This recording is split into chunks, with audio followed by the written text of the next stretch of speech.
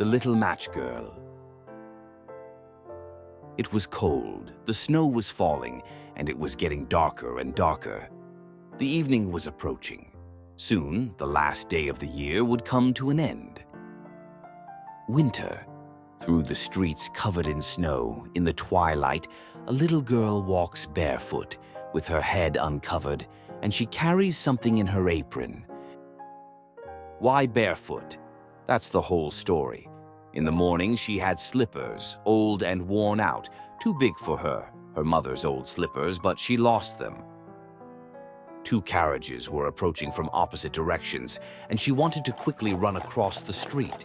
She ran as fast as she could, hearing the dreadful thundering of hooves, the clattering of wheels just behind her.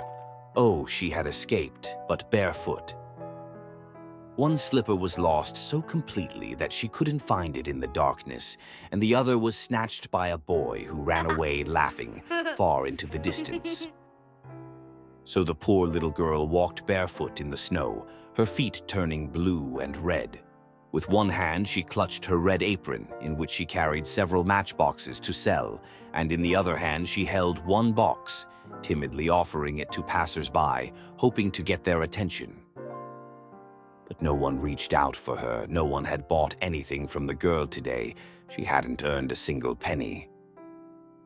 She trembled with cold and hunger, walking slowly through the streets, more like a shadow than a living child. White snowflakes settled on her long, light hair that covered her back and neck like a warm coat. She looked pretty in that golden cloak with silver stars above her forehead, but she didn't think about that.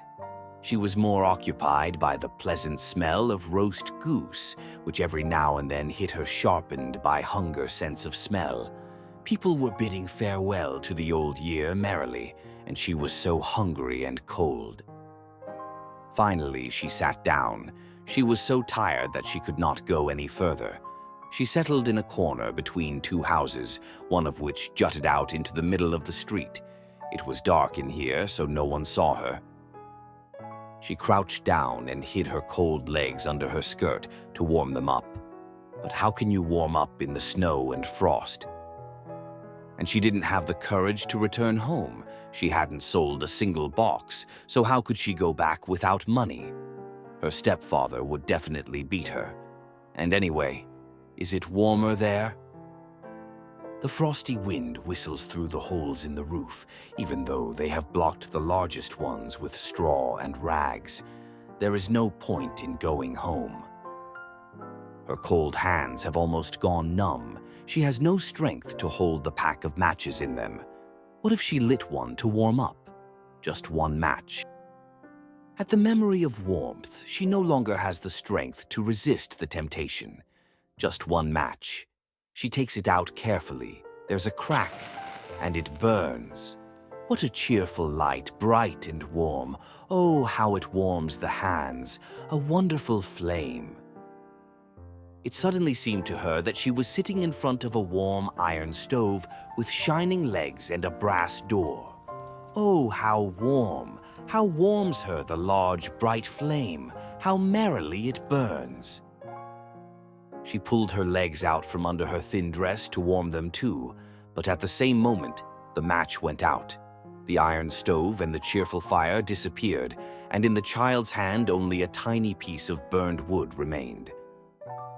The girl lit the second one without thinking. The bright light fell on the gray wall, which in that place became transparent, like thin muslin.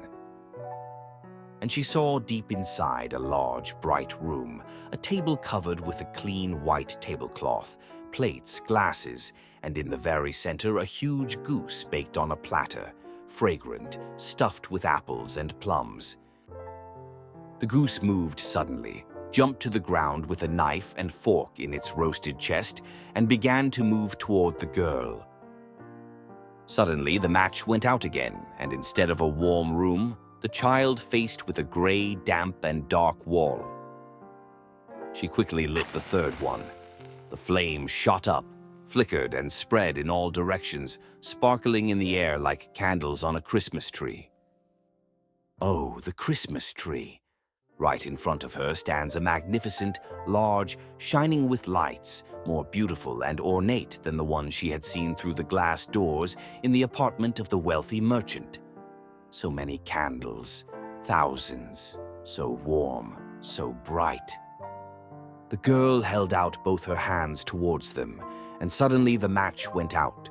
But tiny sparks floated up higher and higher and shone among the stars in the sky. Oh, one fell, and a trail of fire went out behind it.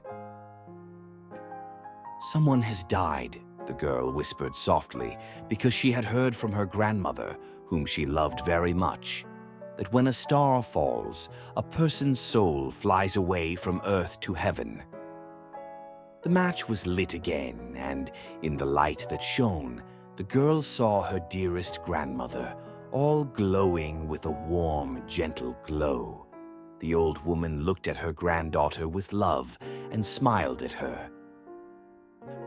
"Oh, Grandma, take me with you," the child cried.